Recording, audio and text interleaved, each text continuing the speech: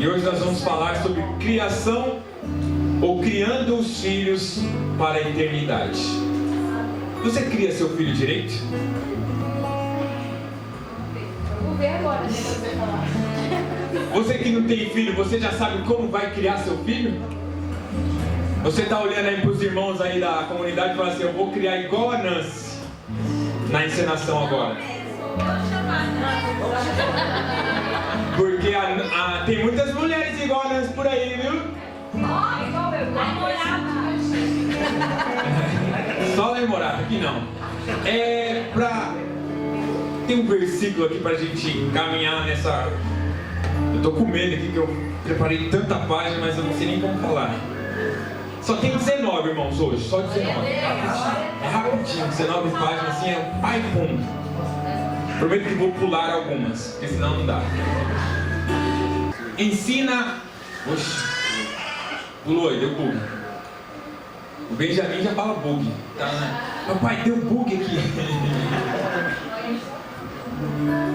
Ensina a criança no caminho em que deve andar, e ainda quando for velho, não se desviará dele. Vamos ver todos juntos? Vocês decorar isso aí? No 3, 1, 2. Ensina a criança no caminho que deve andar, e ainda quando for velho, não se desviará dele. Todos conhecem esse versículo? Sim. Vou fazer uma pergunta, porque eu adoro fazer pergunta.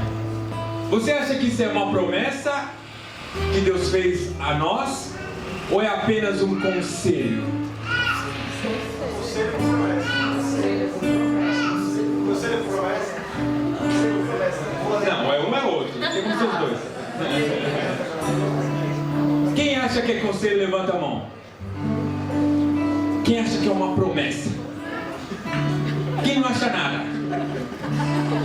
Quem tá com medo de achar? Quem tá com medo de falar: eu vou errar, não vou levantar porque eu tenho medo? Vou perguntar de novo, né? Porque ficou dividido, mas dividido sem todo mundo levantar. Quem acha que é uma promessa? Agora, quem acha que é um conselho? Teve alguém ainda que não levantou, mas tudo bem. Não vai ter jeito. Eu vou perguntar um por um.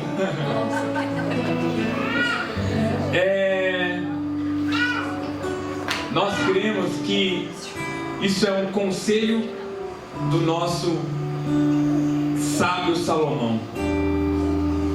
E se você levar isso à risca pela fé, você vai colher. Mas você sabe o que é ensinar a criança no caminho? A gente já falou várias vezes, mas talvez você não saiba, não entende. Você sabe o que é ensinar a criança no caminho? Quem sabe pode me dizer? Tiago, você ficou olhando para mim? O que é ensinar a criança no caminho que deve andar? Ensinar princípios a respeito de Jesus. Ensinar princípios a respeito de Jesus. Mais alguém? Ser o maior exemplo dela. Ser o maior exemplo dela. Quer dizer, olhar para quem? Para onde que o Benjamin, o Azaf e a Radassa têm que olhar? Quem que é o maior exemplo?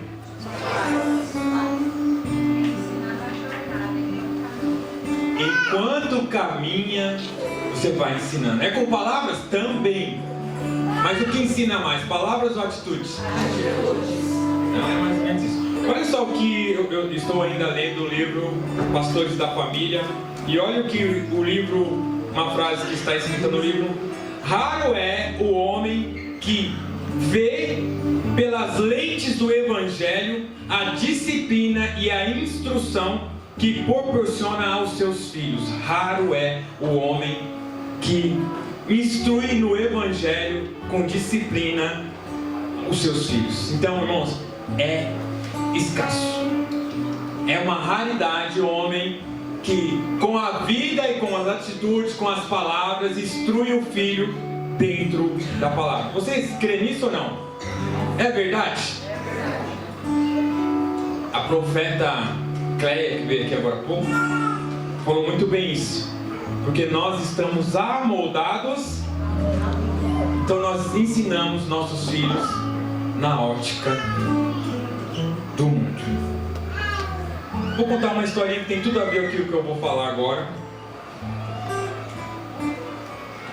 Toda a árvore é conhecida pelos seus frutos, amém? Amém. A Bíblia diz que nós não podemos, vamos ler rapidinho, João 15, do 1 ao 6. João 15, do 1 ao 6. Ó, já pulei uma parte, mas estou tentando aqui acelerar. Eu sou a videira verdadeira e o meu pai é o agricultor. Pode até o 6 aqui. Todo ramo que estando em mim não der fruto, ele acorda. E todo o que dá fruto, ele limpa, para que produza mais frutos ainda. Vós já estáis limpos pela palavra que vos tenho falado. Permanecei em mim e eu permanecerei em vós. Como não pode os ramos produzir frutos de si mesmo, se não permanecer na videira, assim nem vós podeis dar, se não permanecerdes em mim. Eu sou a videira, vós o ramo. Quem permanecer em mim e eu nele, esse dá muito fruto, porque sem mim nada podeis fazer. Último versículo. Se alguém não permanecer em mim, será lançado fora, a semelhança do ramo, e a secará, e o apanhará e lançará no fogo, e o queimam. Preste bastante atenção nisso, porque isso vai ter tudo a ver com o que a gente vai aprender hoje sobre ensinar os filhos. E a história que eu vou contar para você é de uma macieira. Quem já viu uma macieira? É difícil ler por aqui, né? Imagine comigo vocês, igreja do Senhor, uma macieira linda, frondosa, cheia de galhos que vão metros para a direita, uma copa de árvore maravilhosa, verdinha, linda e maravilhosa. Imaginaram? Tudo é na mente. Imagine agora ela cheia de maçã, mas tudo maçã podre, maçã estragada, maçã que não pode ser consumida. E essa maçã está no meu quintal. Aí a Cris chega em mim e fala assim: amor, dá um jeito naquela maçã, na macieira. A gente precisa comer fruto dessa macieira. Então dá um jeito, por favor. Aí eu vou lá, eu olho esse pé lindo, só que com frutos ruins, frutos estragados. Eu falo: e agora? O que eu vou fazer? Mas aí eu tenho uma ideia mirabolante. Sabe aquelas ideias de filme? Sabe o que eu faço?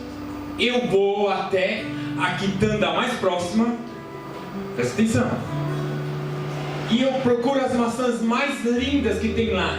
Aí eu pego as maçãs mais vermelhinhas e eu compro uma caixa de maçã. Falo: eu quero uma caixa dessas lindas, maravilhosas aí. E eu vou para casa, eu entro na cozinha, eu passo um pano nelas, eu deixo elas brilhando. E sabe o que eu faço, irmãos? Eu amarro um araminho e eu arranco todas aquelas podres e eu coloco essas maçãs lindas na árvore. Aí eu vou lá e chamo a Cris: amor, vem ver o que eu fiz com a macieira. Aí vem a Cris, de longe ela vê: uau! O que você fez, amor? Tô até pensando. Glória a Deus! Aí conforme ela vai chegando perto dessa macieira, irmãos, ela começa a observar que tem alguma coisa errada nessa macieira. Falei assim: peraí, irmã, o que você fez aí? Ela tá amarrada de arame? Isso é um serviço que você se apresenta pra mim? Isso é gambiarra. Mas aí eu falo pra ela: amor, mas não ficou bonito? Pois é, irmãos. Eu podia contar uma outra história. Eu podia contar a história de que Eu cheguei na macieira, porque a Cris pediu para eu dar um jeito na macieira. E eu cheguei até ele e falei assim, ó, a natureza tem que se virar. Deus fez a macieira, então Ele que cuide. Porque eu vou cercar tapumes aqui, ó, e deixar ela fazer o trabalho, porque o problema é da natureza. Não tenho nada a ver com isso. Segunda. Terceiro, eu podia... Acho que eu falei uma coisa. Esquece o tapume da primeira, tá, irmãos? Não tinha tapume. Não tinha tapume. Eu deixei a árvore por conta dela só. Terceiro, eu colocaria uns tapumes para proteger a minha macieira e não deixaria ninguém ver, porque conforme passando o tempo, talvez ela ia se recuperar. Aí eu deixaria o sol bater um pouco mais, faria um pouquinho de coisa ali para ver se funcionaria. Ok? E o quarto? A Cris pediu para fazer alguma coisa, eu precisava fazer. Eu ia num cara que entendia de macieira, comprava um adubo, tirava as frutas, lavava o caule. Você sabia que a maçã também você pode colocar um saquinho quando ela nasce? Eu, na próxima colheita, eu colocava um saquinho para não dar bichinho. Comprava um produto para proteger a fruta e adubava isso e aquilo outro. Fazia tudo o que eu podia fazer para esta macieira dar fruto. Contei 4 histórias aqui, irmãos. Você sabe qual que é a história certa, né? Trocar a fruta? Colocar tapume? Deixar a natureza cuidar. Afinal de contas, Deus que fez, velho. Ou eu tenho que cuidar da árvore que está no meu jardim?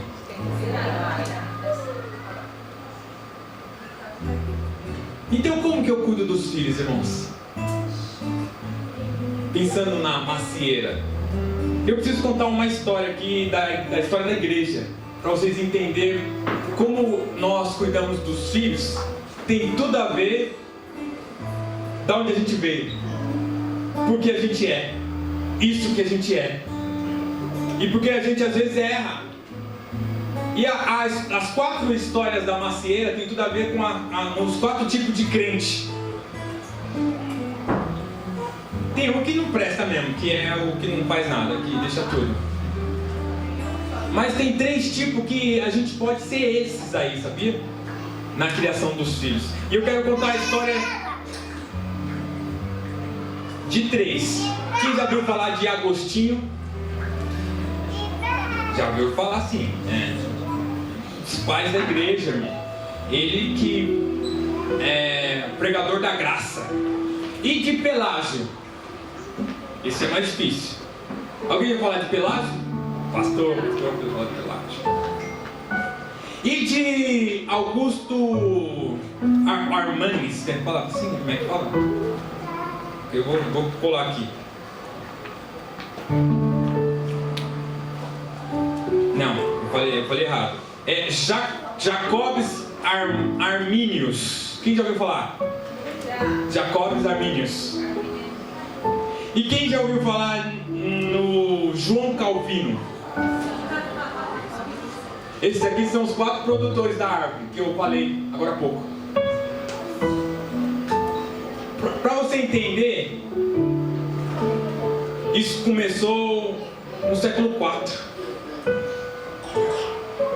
Século IV, quando o nosso amigo Pelágio criou uma discussão junto com Agostinho. Eles fizeram 2 maneiras, que era a pregação da graça e a pregação do esforço. E foi por causa de uma oração de Agostinho que nasceu Pelágio. E você sabe que Pelágio, ele ficou forte, sabe por quê? Porque ele foi perseguido na sua ideia. ele foi tão perseguido, porque eles achavam um absurdo aquilo que ele falou, que isso disseminou com muita força. Foi. Vou te explicar. Ó, a oração de Agostinho. Vou ler aqui, deixa eu achar.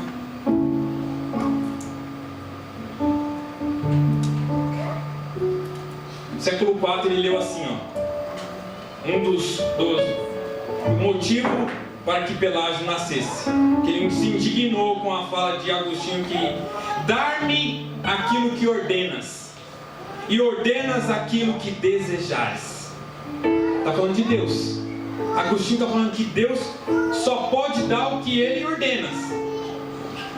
E eu só posso fazer o que Ele desejar. Essas palavras refletem na total dependência humana de Deus, que o homem depende de Deus para tudo. E o homem não é capaz de cumprir nada sem Deus. Aí Pelágio muito se indignou, porque ele acreditava que o homem tinha capacidade total de fazer as coisas sem Deus.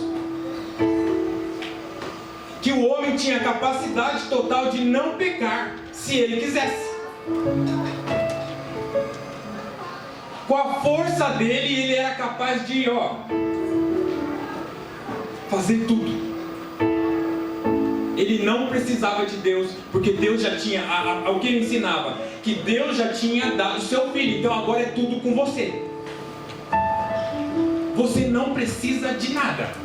E ao contrário do Agostinho, ele dizia que tudo é pela graça.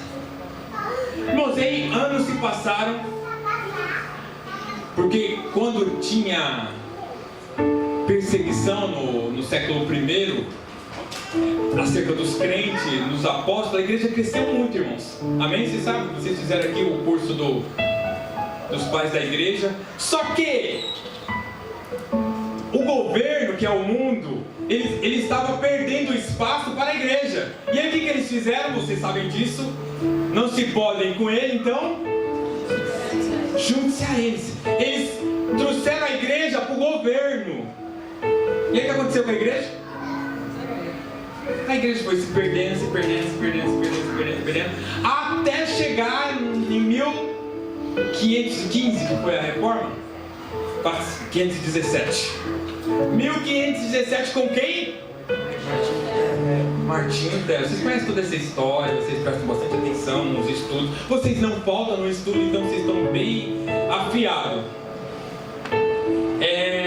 E aí, irmãos, com a entrada, o Senhor levantou alguns, logo depois da reforma, que foi João Calvino e como é o nome do rapaz lá que eu esqueci de Jacob Arminius.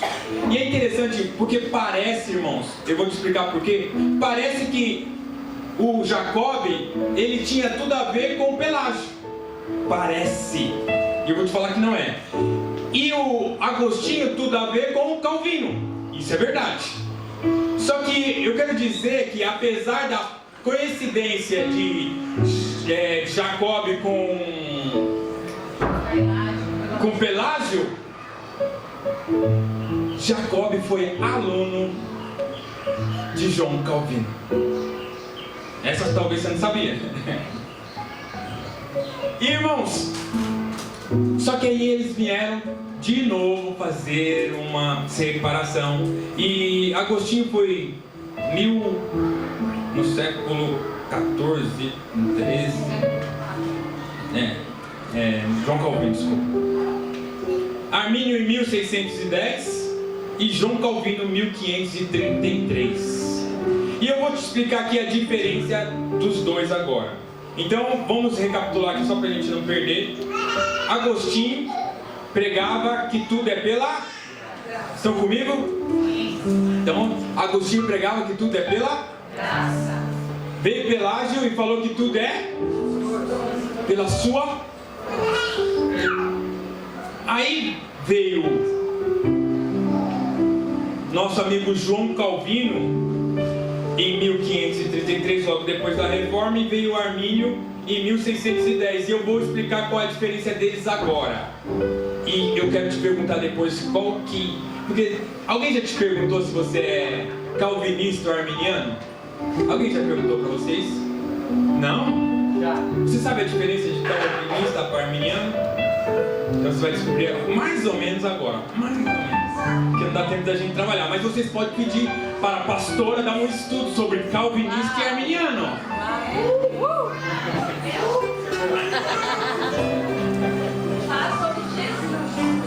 Mas vamos lá, isso tem tudo a ver com como a gente ensina nossos filhos.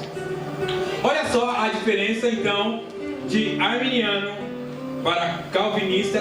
Eu tirei isso aqui de uns dos especialistas do calvinista, que é o nosso da presbiteriana lá, o velho chato, Augusto Nicodemos. Foi ele que falou isso aqui que eu vou falar para vocês agora.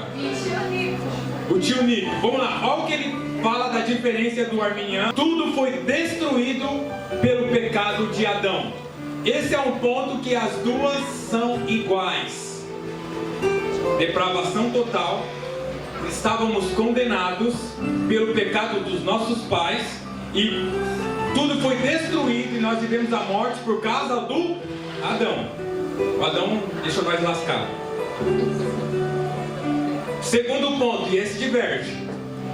Primeiro crê, depois muda. Arminiano, primeiro crê, depois você é transformado. Para você ser transformado, você precisa crer. Em contrapartida, o calvinista é primeiro regenera para depois mudar. Viu aí? Tem diferença?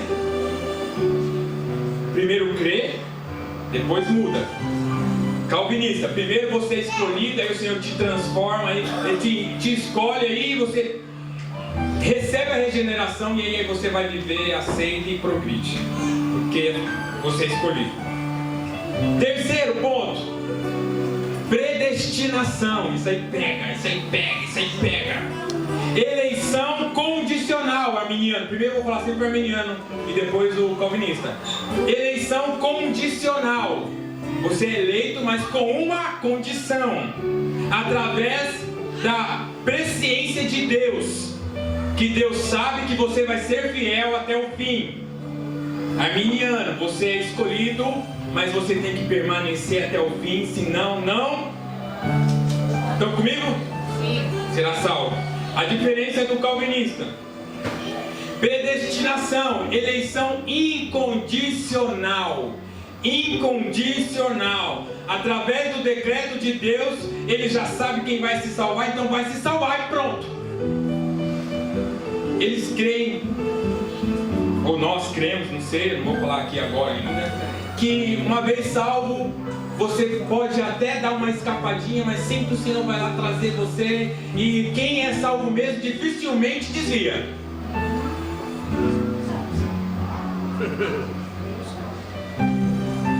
De novo, mais um ponto que difere. Sacrifício de Cristo. Cristo morreu por todos. Quem escolher Cristo vai se salvar. Sacrifício de Cristo. Cristo morreu por todos. Quem escolher Cristo se salva. Se não escolheu, perdeu. Arminiano. Sempre primeiro arminiano e depois calvinista. Olha só o que diverge do calvinista. Sacrifício de Cristo. Ele morreu só pelos escolhidos. Morreu. A justificativa é que Deus não derrama sangue à toa. Então é só para os escolhidos. Arminiano. Chamamento pelo Espírito. Ele pode negar o chamamento do Espírito. Ele tem o livre-arbítrio. Por exemplo, o Senhor te chamou, falou assim: eu não quero servir a Deus, eu quero viver minha vida, eu vou jogar videogame mesmo e pronto, meu pai não manda em mim, e acabou. Tenho livre-arbítrio, faço o que eu quiser. Livre-arbítrio. Esse aqui é o arminiano. Contrapartida, o calvinista. chamamento pelo Espírito. O escolhido vem, ele tem um coração, diz sim porque ele é eleito. O escolhido vem e pronto. Ele é eleito então porque ele tem um coração voltado, porque ele já foi regenerado, tem todo o contexto. Por isso que isso é isso mesmo e acabou. Ele é escolhido, então ele não tem livre-arbítrio para o escolhido. Ele escolhe porque ele é escolhido, pronto. Último ponto que eu... Tem muitos, irmãos, só fiz alguns porque o tempo hoje. O salvo perde a salvação. Isso é arminiano, irmãos, arminiano. Ser fiel até a morte herdará a coroa da vida. Ser fiel. E o calvinista diz: uma vez salvo, o eleito nunca vai abandonar a Cristo. Tipo, onde eu me esconderei, Senhor? Eu não tenho como fugir do Senhor. Eu sou eleito, Ele pega eu e estou salvo para sempre. Essas são as principais diferenças entre o calvinista e o arminiano. Se eu perguntasse, não precisa responder, mas se eu perguntasse agora, você sabe dizer quem você é? Tem um terceiro, irmão. Porque quando nós falamos de calvinista, nós estamos falando de Agostinho. E quando ele fala de arminiano, nós não estamos falando de Pelágio. Mas tem um terceiro que fala do semi-pelagismo. Pelagianismo. Oh, saíram. Esse, irmãos, foi mais ou menos eu demonstrando sobre a planta, a árvore da macieira. E eu vou explicar aqui com mais exatidão, para vocês entenderem todos. Vou fazer uma recapitulação, vai ficar mais fácil. Vamos supor que no Pelágio,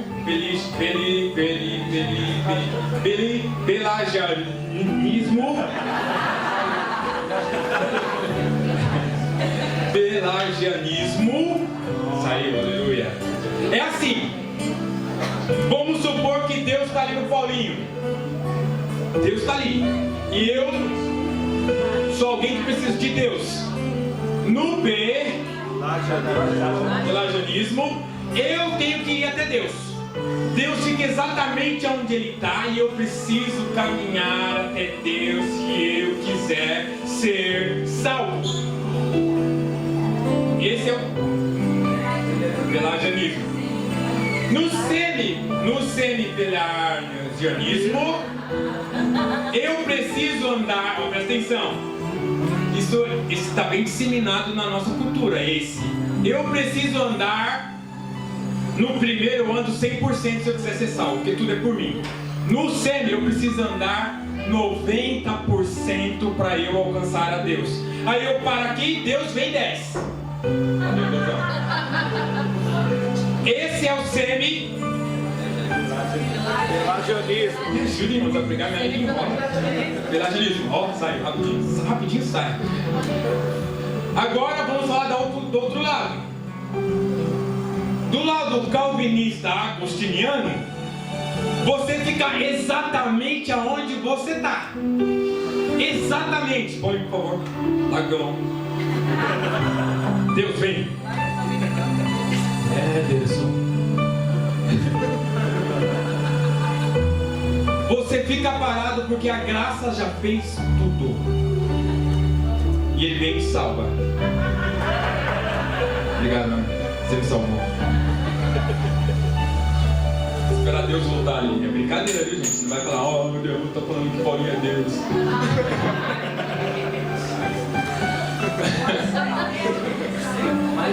Agora no arminiano, irmãos. O arminiano, você precisa fazer. Só que é o inverso. Pela graça e pelos estudos, eu escutei bastante gente, eu li, irmãos. E nós entendemos que o Armínio estudou na escola do João Calvino. E ele discordou em partes. E eu posso dizer que eu concordo em muita parte do arminiano, mas também concordo com o calvinista. Mas o arminiano você anda 10 e Deus anda 90. Eu não sei se você concorda comigo, mas a gente pode fazer uma discussão teológica sobre isso. E a gente pode conversar depois, mas eu vou te explicar no contexto por que eu cheguei nessa conclusão. Que no arminiano você precisa fazer, porque o resto a graça faz.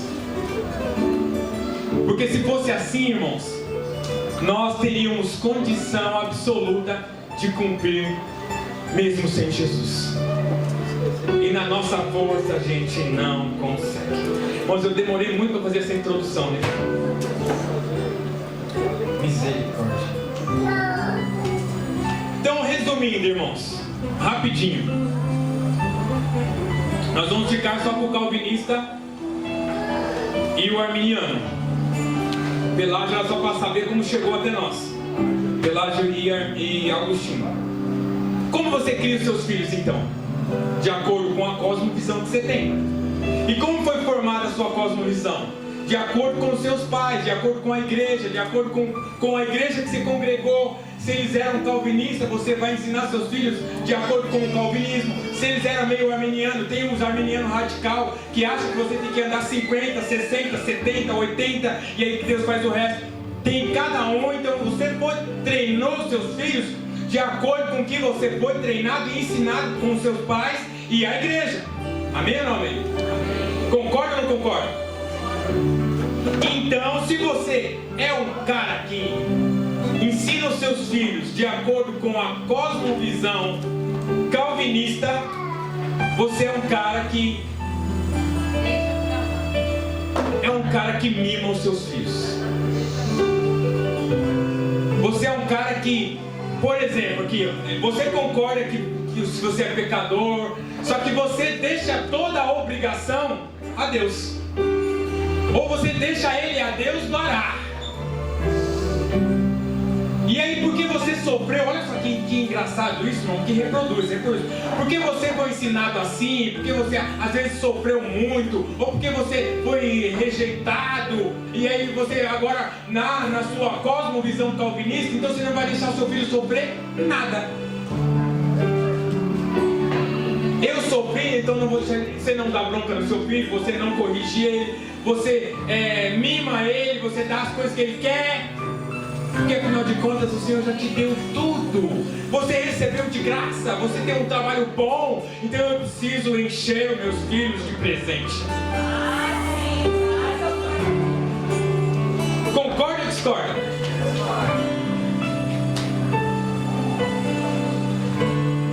Se você foi ensinado no semi-pelagionismo, você vai ser um pai Ruth.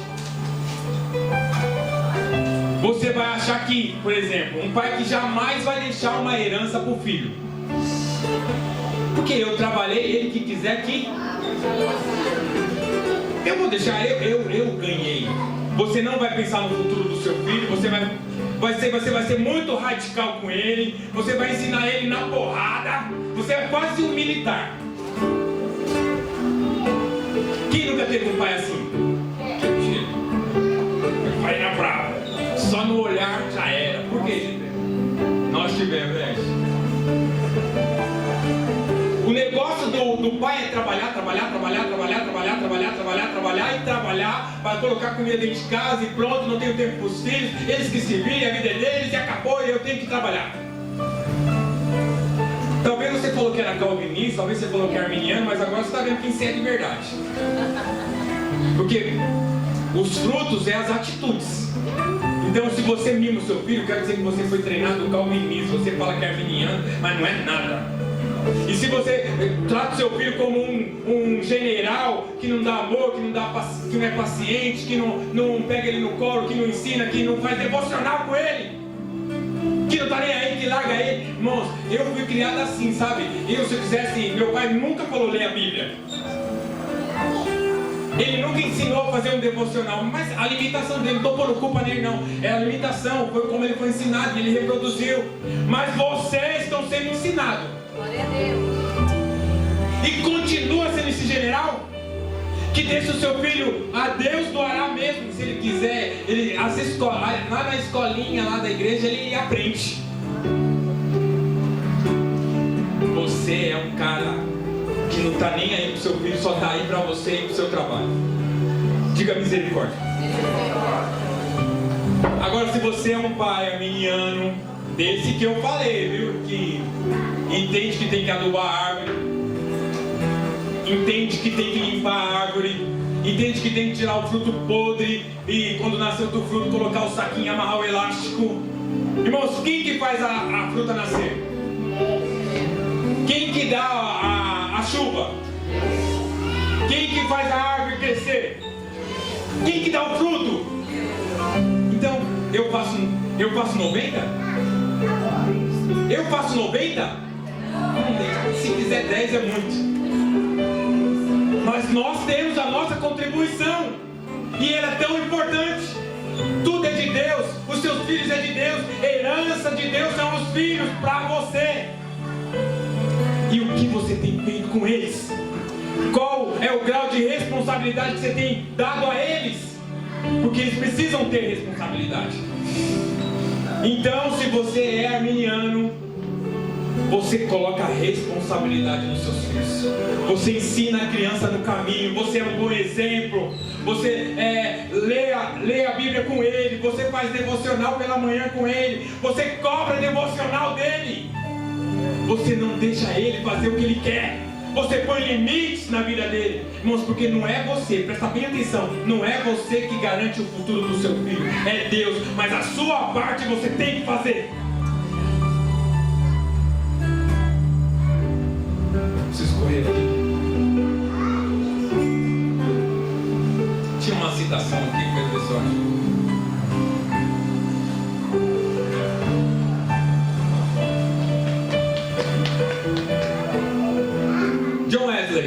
Citação de John Wesley.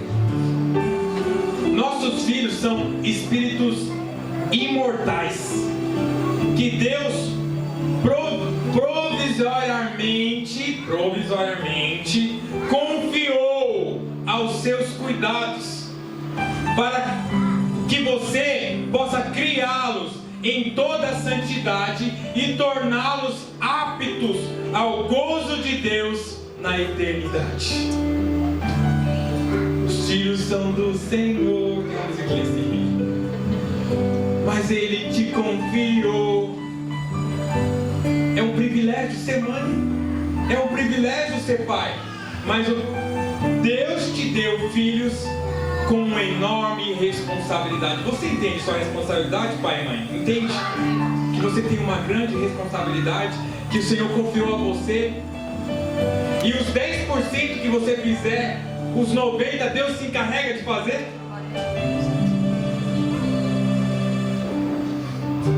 Aleluia. Deixa eu ver se eu me perdi aqui. Os filhos têm que andar na verdade, e a verdade é a palavra. Os filhos têm que obedecer os pais. E entenda muito bem, entenda uma coisa séria, irmãos. Voltando ao que o John Wesley falou. Você vai prestar conta dessa confiança que o Senhor colocou nas suas mãos. Aquele dia o Senhor vai falar: cadê o seu filho? Como você criou? E ele vai falar: eu deixei ele viver a vida dele. Eu não ensinei direito, mas eu confiei no Senhor. Então eu só orava. Orar faz parte, mas é oração. Então, irmãos, por que o filho desobedece? Quem pode me dizer? O filho é desobediente por quê?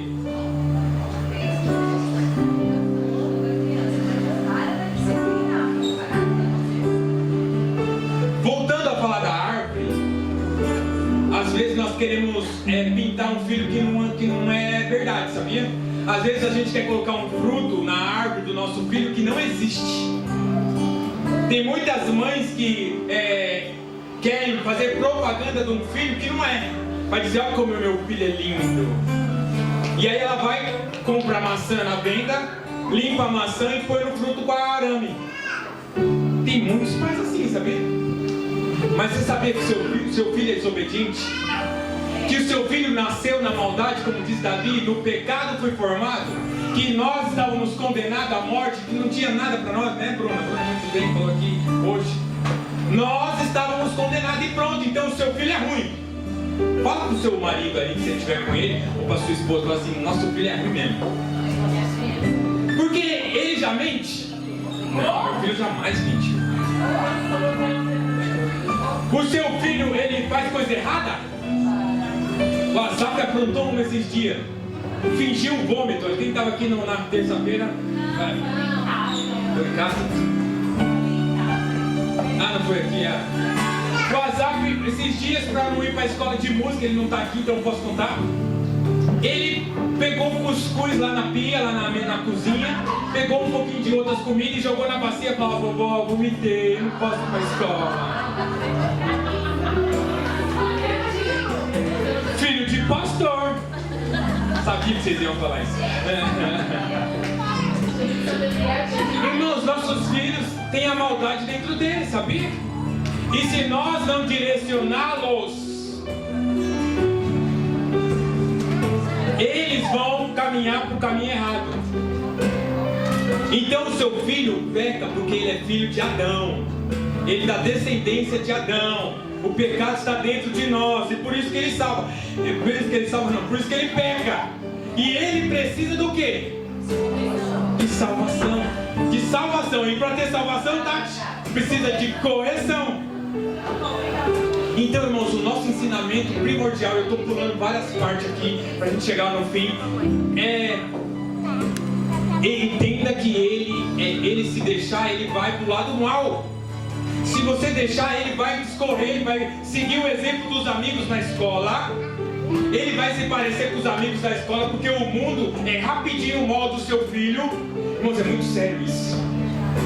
É muito sério isso. Porque se você for esse semi-pelagianismo, você vai deixar o seu filho para a escola educar, para a escola ensinar. E aí ele vai ficar igualzinho o mundo e depois, quando ficar velho, não vai adiantar mais. Você está entendendo o que eu estou falando, que é muito sério? Então a rédea, que é só 10%, irmão, é sua, está nas suas mãos. Você tem que ensinar o seu filho, porque depois que ele ficar velho, ele não vai se desviar. É um conselho muito profético esse. E eu creio na vida dos meus filhos e no filho de vocês. Vamos seguir. Por exemplo, irmãos, o pai é como um policial, mas não um policial do semi-pelagianismo, um policial correto. Mas muitos pais querem ser o Espírito Santo hoje. Por exemplo, olha só o tipo de pai que é. Um pai policial. Agora vamos olhar para o guarda de trânsito.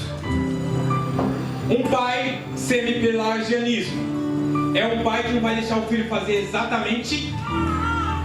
Ele não tem direito a fazer nada. Ele só pode ficar sentado no canto e olha lá. Porque eu tenho que guardar meu filho. Eu sou muito bravo, eu fui criado assim, sabia, Tati? Por isso que eu gosto de ser misericórdia. Mas eu estou tentando quebrar, vocês estão percebendo.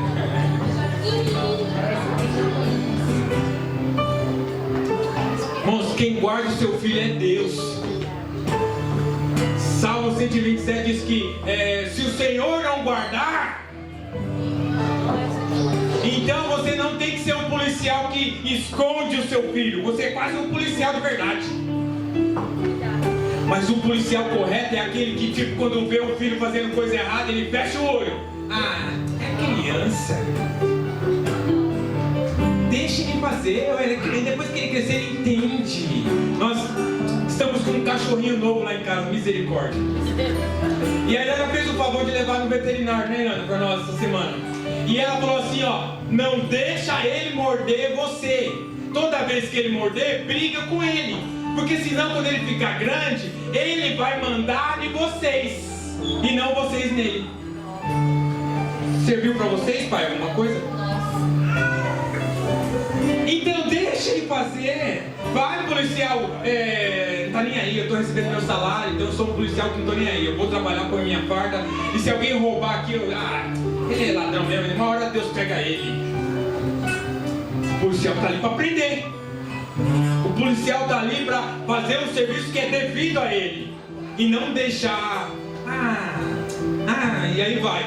Isso quer dizer que o seu filho está mandando em você. Seu filho está mandando em você? Eu acho que tem muitos filhos que mandam no pai aqui, viu? Porque você deixa.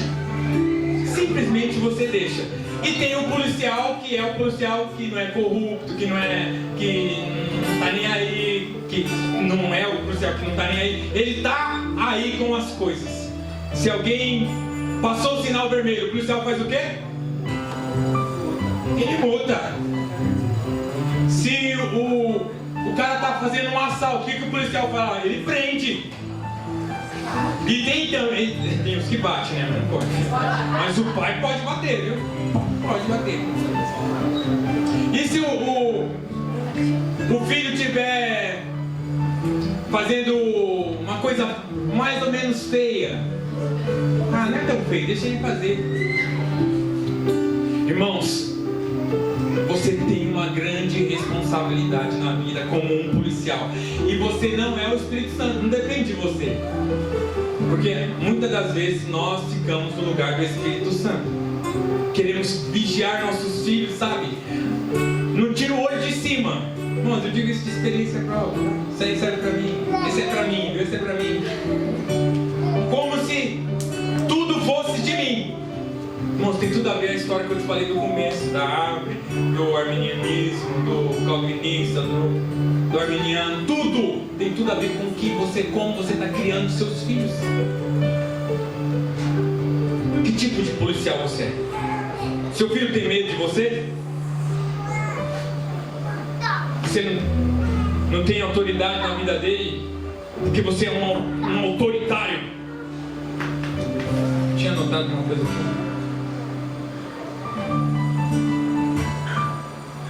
Perdi. Tá bom. Por exemplo, irmão, se tem uma plaquinha ali, cão bravo, você vai deixar seu filho entrar? O cachorro vai morder, irmão. Você está na obrigação de ensinar ele que o cachorro é perigoso. Aí você fala para ele, olha lá, o cachorro não vai ali, senão o cachorro vai te morder. Tá certo? Em partes. Porque além de você falar isso, eu tenho que explicar para ele como que é o cachorro, que o cachorro vai morder, pode te ferir e tal. Não é só falar não vai ali, não vai cá, você não pode ir ali, você não pode ir lá. Você tem que sempre ensinar de acordo com a instrução da palavra. Amém?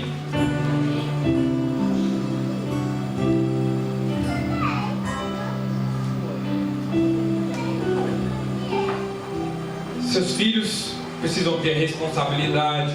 Vou só colocar alguns temas aqui que eu coloquei. Os seus filhos precisam fazer o devocional. Os seus filhos precisam ler a palavra. Você tem que ensinar os seus filhos a ler a Bíblia. Os seus filhos precisam ajudar o pai e a mãe. Os filhos têm que ajudar os pais em casa. Viu, jovens? Que eu não sou mais precisa jovens, precisa ajudar a lavar a louça, cuidar do cachorro, pegar cocô. Tem pai que tem filho em casa e só ele, quando chega, tira o cocô fica lá amontoado, só o pai que faz, e o filho fica só jogando, só brincando, deixa tudo lá, e você não dá nenhuma responsabilidade para o seu pai. O seu filho pode arrumar a cama dele. Você pode.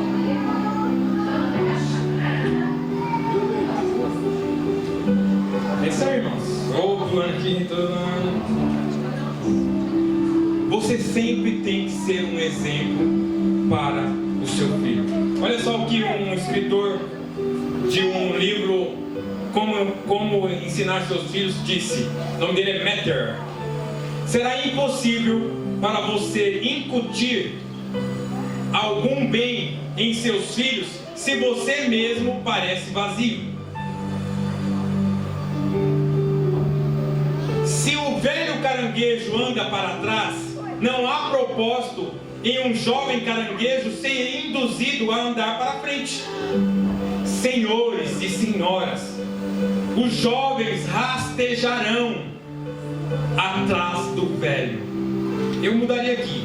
Eu acho que o discípulo sempre fica mais forte que o discipulador. Ele vai correr, ele vai ultrapassar o pai velho e vai ficar muito pior que o pai. Como a gente já leu aqui, que está escrito em Mateus 23:15, né? Que você vai fazer um filho do inferno muito pior do que você. Entenda que você é um espelho. E você tem que pregar. E não adianta você falar, bem, vai, e você vai para o outro lado. Porque ele vai andar conforme você anda. Você está fazendo um discípulo? O seu filho é o seu discípulo. A sua filha é a sua discípula. E eles vão ser exatamente o que você é. 1 Pedro 5, 2 e 3. Edinho, rapidinho, que nós vamos ler umas passagens aqui para a gente caminhar para o fim. 1 Pedro 5, 2 e 3. Pastoreai o rebanho de Deus que há entre vós, não por constrangimento, mas espontaneamente, como Deus quer, nem por sorte a ganância, mas de boa vontade. Você é o pastor do seu lar, então você tem que pastorear, não por constrangimento, por pressão, mas de boa vontade, com prazer. Você entende a responsabilidade e você vai ensinar seus filhos. Ore sempre pelos seus filhos, irmãos. Tudo isso que a gente falou, se você fizer e não orar, não adiantou nada. A oração é primordial. Pai que não ora não vai direcionar os seus filhos no caminho correto. Você tem que orar todo dia pelos seus filhos. Todo dia, todo dia, todo dia. Você ora todo dia pelos seus filhos? Não precisa responder porque ele vai constranger. Você precisa orar. A Bíblia diz que Jó, abra rapidinho, Jó 1,15. Antes, até ele abrir, Tessalonicenses 5,17 fala: orai sem cessar. Orar é todo tempo, em todo momento, em todo lugar. Você não precisa entrar no quarto toda hora para orar. Você não precisa ajoelhar no seu trabalho para orar. Você não precisa parar o carro no acostamento para orar. Você pode orar sem abrir a boca. Você pode orar na sua mente, no seu coração, sempre pedindo livramento para os seus filhos, sempre pedindo para que o Senhor coloque temor no coração deles. Você faz isso? Se não faz, passa a fazer. Olha só, Jó 1,15. Decorrido, você está no qual? É que eu coloquei aqui.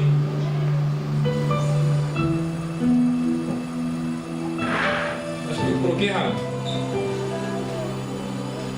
Vou ler a minha aqui. Decorrido, Jó 1,5. Desculpa, eu falei errado. Onde eu li 15 aqui? Não sei, mas tudo bem. Decorrido o turno dos dias de seus banquetes, chamava Jó os seus filhos e os santificava. Levantava-se de madrugada e oferecia holocausto segundo o número deles. Pois dizia: talvez tenham pecado os meus filhos e blasfemado contra Deus em seu coração. Assim fazia Jó continuamente. Siga o exemplo de Jó. Siga o exemplo de Jó. Todos os dias, orem de madrugada. Sabe quando o Senhor desperta que você teve um sonho ruim acerca dos seus filhos? Levante, olhe lá no quarto, vai no quarto dele, põe a mão sobre a cabeça dele, ore sempre pelos seus filhos.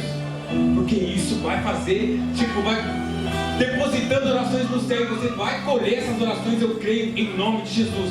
Viu, Cleia? Nós estamos orando e nós temos esta fé que nós vamos colher nos nossos casamentos, nas nossas famílias. Estou caminhando para o fim. Eu pulei bastante, irmão, mas faz parte. Você deve bater nos seus filhos?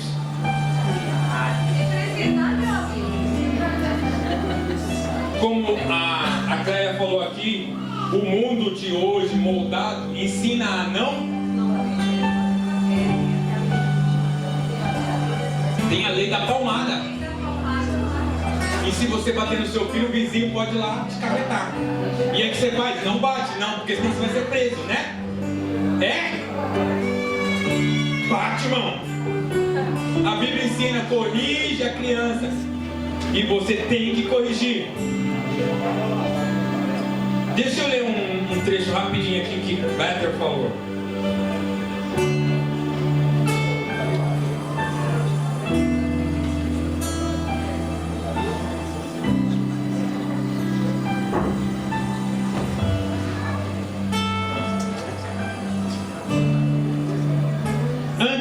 Antes de eu ler, eu quero, para não atrapalhar o contexto aqui, 1 Samuel 3:11. Para você entender por que você tem que bater nos seus filhos. 1 Samuel 3:11 é o 14. Presta atenção que isso aqui é muito bombástico, do nosso amigo Samuel, que fica sentado sempre. Disse o Senhor a Samuel. Nosso Samuel é Eli, desculpa, irmãos, aqui não é a pressa de querer acabar. Olha o que Samuel diz a Eli, nosso amigo Eli que fica sentado, corrigindo. Disse o Senhor a Samuel: eis que vou fazer uma coisa em Israel, a qual todo o que ouvir lhe tinirão ambos os ouvidos. Naquele dia suscitarei contra Eli tudo quanto tenho falado com respeito à sua casa. Começarei a cumprir e cumprirei, porque já lhe disse que julgarei a sua casa para sempre, pela iniquidade que ele bem conhecia, porque os seus filhos se fizeram escravos, e ele os não repreendeu. Portanto, jurei à casa de Eli que nunca será expiada a iniquidade, nem com sacrifício, nem com oferta de manjar. Veja bem, que é sério. Portanto, jurei. Não, pula, pode pular. Até o 15, até o 14. Então, parou aí. Irmãos, o Senhor usou o profeta Samuel para chegar no nosso amigo Eli, cujo corpo estava sentado. Eu creio que quando chegou lá, adivinha onde Eli estava? Sentado na cadeira dele de costume, porque ele só ficava lá, acho que ele saía lá só para comer. Se é que ele não tinha uma serva para levar comida para ele sentado lá, talvez como profeta pode ser que ele tinha um servo, uma serva, ou o próprio Samuel, né, levava comida para ele. Sentado lá, chegou Samuel e falou assim: ó, o bicho vai esquentar para você. Por quê? Porque o Senhor prometeu e Ele vai julgar a sua casa. Por que o Senhor ia julgar a casa de Eli, irmãos? Por quê? Porque ele foi um bom pai? Mas, irmãos, nós não aprendemos que todo mundo era mau? E os filhos dele seguiram o caminho? Então por que o Senhor iria julgar? Por que a ira do Senhor ia sobre a casa de Eli? Por quê? Porque ele não repreendeu os seus filhos. Não era porque ele era mau, e não era porque eles eram maus, porque nós aprendemos aqui que todo mundo é mau, que nós necessitamos da graça todos os dias, que nós necessitamos de escolher seguir ao Senhor, de tomar a cruz e segui-lo todos os dias, porque um dia que nós se desviarmos pode ser fatal nas nossas vidas. Ele está responsabilizando Eli porque exatamente ele não repreendia os pecados dos seus filhos. E os pais precisam repreender os seus filhos. Você precisa repreender os seus filhos. Você não pode fingir demência. Você precisa pôr de castigo se for necessário. Você precisa bater se for necessário. Você precisa tirar o que ele gosta se for necessário. Mas tadinho, ele vai ficar um mês sem videogame. Não trate assim como a Nancy fez aqui. Não vai encostar no meu filho. Você precisa repreender, porque senão você está criando uma cobra. Agora eu quero ler o que eu falei para vocês. Jonathan Weather disse. Presta atenção. Se você diz que não consegue conter seus filhos, isso não é uma desculpa, pois é um sinal de que você está criando os seus filhos sem controle. que seus filhos não consideram sua autoridade. Quando os pais perdem o controle sobre os filhos, sua desaprovação e os seus conselhos pouco significam.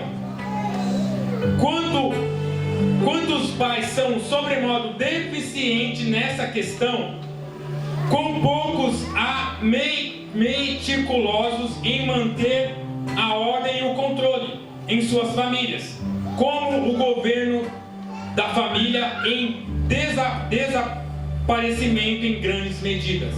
E quantos provavelmente trarão uma maldição sobre a sua família, como a família de Eli.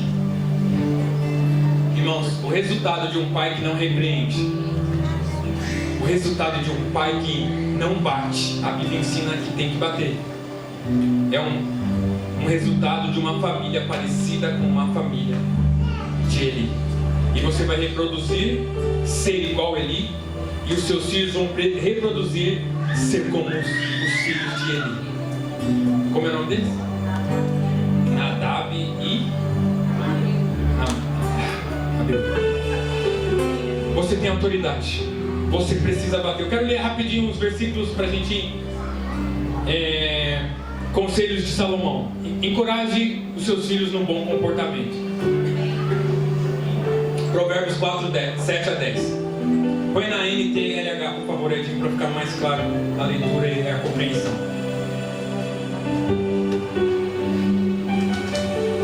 E aconteceu que... Deixa eu ver se está aqui certo. Está certo. Está certo. É no 7. É 4, 7. Falei muito rápido. 4, 7 a 10. Para ter sabedoria é preciso primeiro pagar o seu preço. Use tudo o que você tem para conseguir compreensão. Ame a sabedoria e ela o tornará importante. Abrace e você será respeitado. A sabedoria será para você um enfeite, como se fosse uma linda coroa. Escuta, meu filho, aceite o que eu estou dizendo, e você terá uma vida longa. Sabedoria. Onde que se acha sabedoria? O temor do Senhor é o princípio da sabedoria. E a sabedoria está na palavra do Senhor. Informe a ele o comportamento impróprio. Provérbios 1, do 10 ao 15. Provérbios 1, do 10 ao 15. Rapidinho, já estou terminando, irmãos. Filhos, se homens perversos quiserem tentar você, não deixe. Eles poderão dizer: venha, vamos matar alguém, vamos nos divertir atacando pessoas inocentes. Estarão vivas e com saúde quando os encontrarmos, mas nós acabaremos com elas. Acharemos todo tipo de riqueza e encheremos as nossas casas com coisas roubadas. É o 15, né? Venha com a gente, que nós repartiremos o que roubamos. Filho, não ande com gente dessa laia. Fique longe deles. Se você andar, perdeu. Explique sobre o relacionamento com pessoas que não são de Deus, como diz os meus filhos. Esse não é de Deus, não posso. Provérbios 5, do 1 ao 7.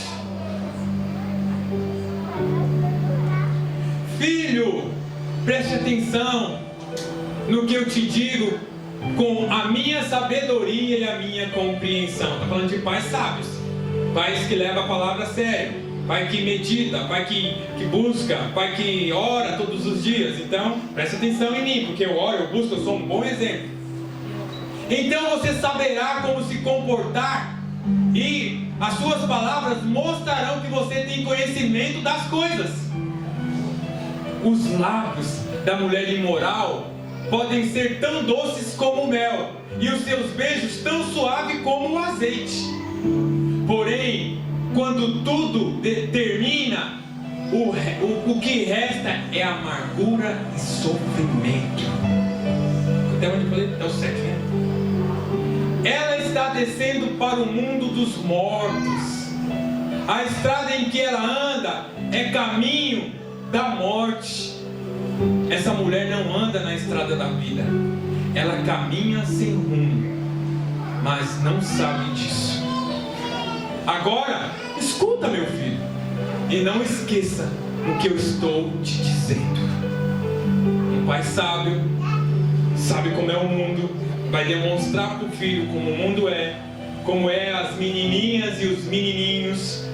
Se você se deixar levar pelos moldes que o mundo diz.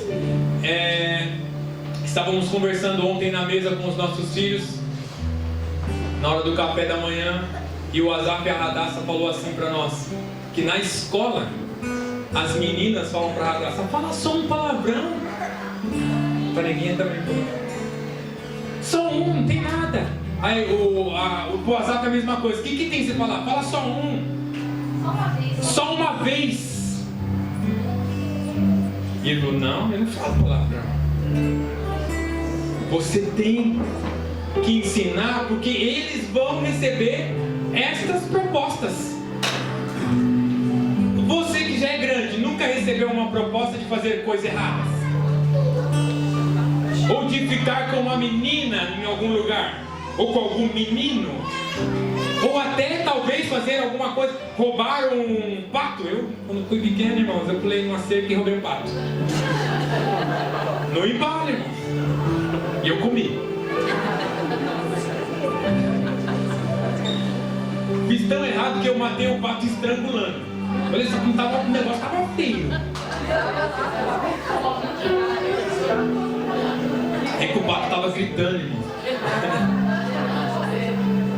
Nossa, que mal. Irmãos, nós recebemos proposta. Você que é casado, quantas propostas você não recebe? Né, Cleia? Você acabou de dizer: você é casada, você é casado. Né, Natinha, com a pregação abençoada? Você tem a sua esposa, você tem o seu esposo. Você não precisa aceitar nenhuma proposta. Aleluia. Porque você recebe a palavra de Deus, você é sábio. Exorte seu filho. Estou terminando, irmãos. Eu falo 8 vezes, estou na 6ª, eu acho. Exorte seu filho a não andar no conselho dos ímpios e sempre andar sobre a luz. Provérbios 4, 14 a 18. Está acabando, mas é sério, não é brincadeira não. Não vá aonde vão os maus. Não siga o exemplo deles. Não faça o que eles fazem. Afasta-se do mal. Desvia-se dele e passe de lado. É 18. Os maus não podem dormir sem ter feito alguma coisa má. Ele é tão mau que precisa fazer uma maldade para dormir. Eles ficam acordados até conseguir prejudicar alguém. Eu vou evitar esses ladrões que roubam, tem que fazer alguma coisa para dormir. Então eles vão lá e roubam e depois vai dormir. Porque para eles a maldade e a violência são como comida e bebida. E são tão mal que eles têm prazer. Igual você tem prazer de comer, eles têm prazer de fazer maldade. A estrada em que caminham as pessoas direitas é como luz da aurora, que brilha cada vez mais até ser dia claro, dia perfeito. Eu cheguei. Nossos pais que não gostam de bater no filho. Quem ama castiga o seu filho. Quem ama bate no seu filho. Os filhos estão chegando na hora certa, aleluia. Abra comigo. Agora na linguagem de hoje que é bem legal. Provérbios 13, 24. Olha só que sério, irmãos. Quem não... 13. Eu falei outro?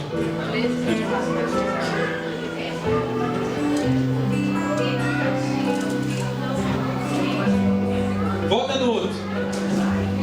Você, na outra versão, qual outra versão você tinha colocado? Essa? daí é mais forte. Quem retém a vara odeia o filho. Diga misericórdia, diga misericórdia.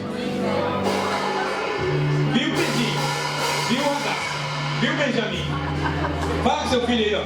Quem retém a vara odeia o seu filho. Quem ama, esse disciplina desde cedo. Ó, disciplina o seu filho aí, irmão.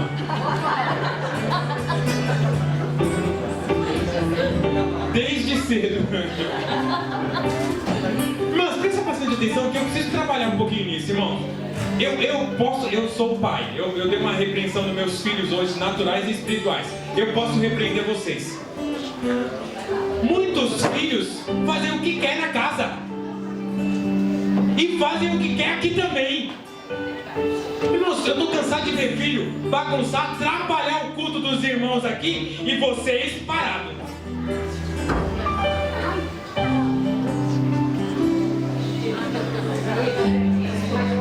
Você está preocupado só com você, irmão. Você está conectado com o louvor, já está acostumado com o grito do seu filho, mas tem gente que não está, viu? Os pequenininhos a gente tem paciência, mas pequenininho tipo Samuel, tá? Ele já entende bastante.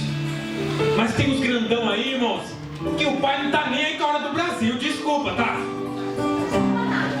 Desculpa eu falar, mas eu vou falar. Irmãos, você tem que educar seu filho. Aqui tem que ter reverência. Aqui não é a casa do Senhor, mas como igreja reunida, nós precisamos dar o melhor, Paulinho, né? Você cantou no começo, dê o seu melhor.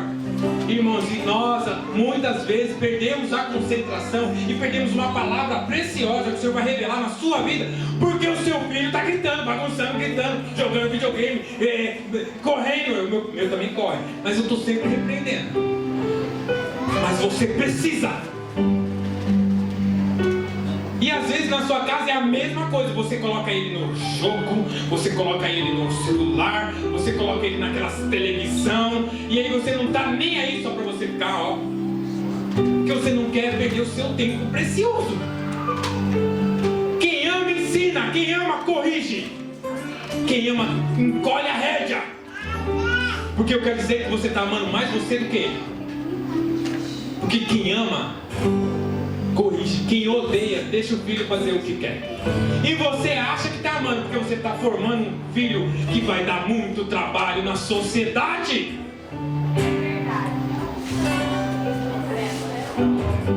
Filhos de Eli.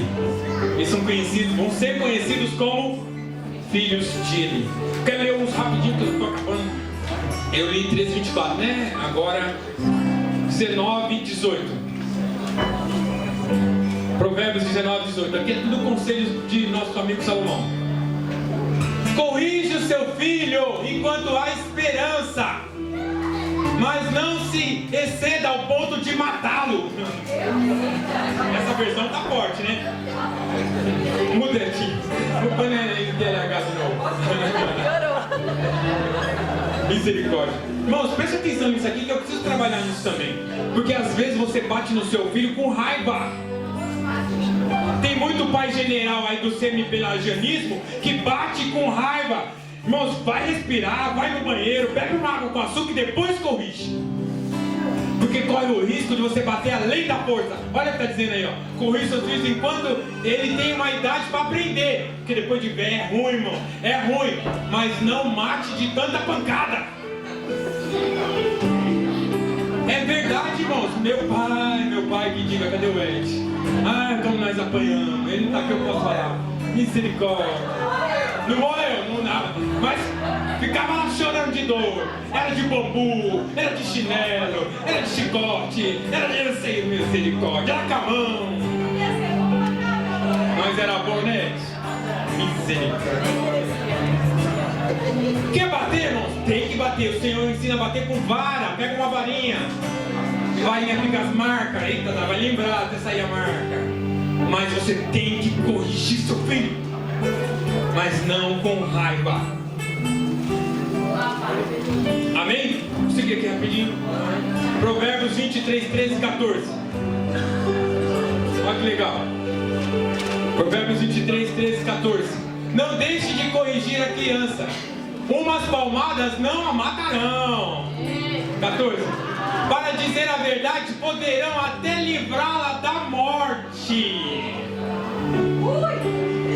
Irmão, se você não bate no seu filho, quer dizer que você está muito errado, porque a Bíblia diz que você tem que bater. Eu fico com a Bíblia ou com a lei? Mas se eu for preso, tiver que pagar uma fiança lá, eu cumpri a vontade de Deus. Provérbios 29, 15.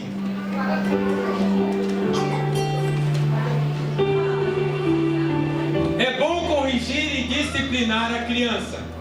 Quando todas as suas vontades são feitas, ela acaba fazendo sua mãe passar vergonha. Nenhuma mãe aqui passou vergonha. Sabe por quê? Porque você faz as vontades do seu filho. Vê que nós é cosmovisão ruim. Todo mundo calvinista aqui. Deixa tudo, a Deus dará. Deus cuida. Eu, irmãos, quando era pequeno, meu pai só. Isso aqui funciona um pouquinho lá em casa. Benjamin, olha já. Peguei, irmãos, não tem como. Eu preciso quebrar isso de mim, que eu sou um pouco sêmio ainda. Mas, irmãos, tem que ter respeito. Os filhos têm que... E como que ele vai respeitar você se não for acerca da correção? Senão você vai passar vergonha. Provérbios 20, 30.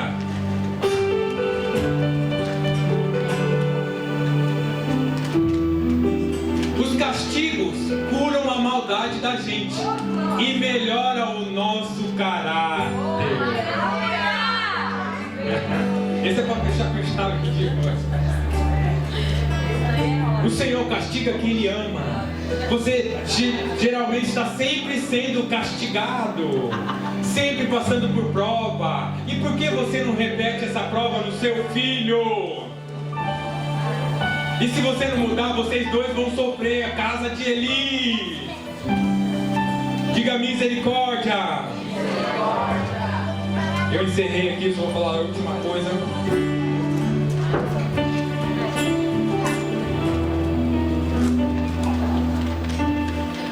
Eu corto cabelo lá em São Paulo com um cabeleireiro amigo, faz uns tempos já que a gente corta lá. E esses dias atrás ele participou de um coach.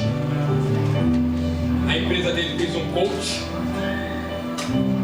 E ele está todo mudado. Ele está com uma fala diferente.